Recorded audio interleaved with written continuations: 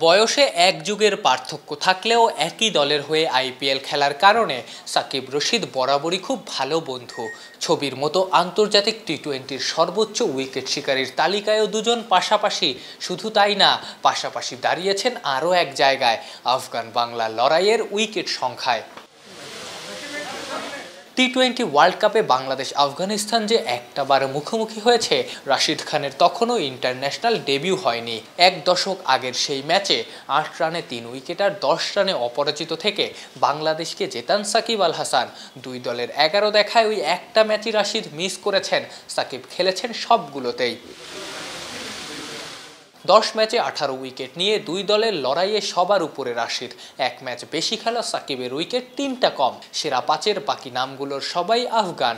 বাংলাদেশ দল নিজেদের ভাগ্যবান ভাবতে পারে, বছরের পর বছর ধরে যে মুজিবুর রহমান তাদের ভুগিয়ে এসেছেন। বাংলাদেশের সাথে ৯ ম্যাচে ১৩ উইকেট নেয়া সেই মুজিব এবার বিশ্বকাপে নাই, ইনজুরির জন্য। দুই দলের লড়াইয়ে সবচেয়ে বেশি রান করেছেন মোহাম্মদ নাবি। সেরা ৫-এর বাকিদের সবাই বাংলাদেশি। ২-এ রিয়াদ, ৩-এ সাকিব, ৪-এ লিটন, তিনজনই বিশ্বকাপ খেলছেন। শেষ ম্যাচে আফগানদের হারাতে চাইলে এই তিনজনের জ্বলে ওঠা বাধ্যতামূলক। দুই দলের ১১ দেখায় ৬ ম্যাচ জিতেছে আফগানিস্তান। টাইগারদের জয় বাকি ৫ ম্যাচে। যদিও দুই দলের সবশেষ সিরিজে বাংলাদেশি শেষ হাসি হেসেছে, সেই অনুপ্রেরণা মাথায় নিয়েই নিশ্চিতভাবে মাঠে নামবে শান্তর দল। সঙ্গে বিশ্বমঞ্চে আফগানদের সাথে নিয়মিত জয়ের অভ্যাসের ব্যাপার তো আছেই। আফতান পিয়াল, অলরাউন্ডার।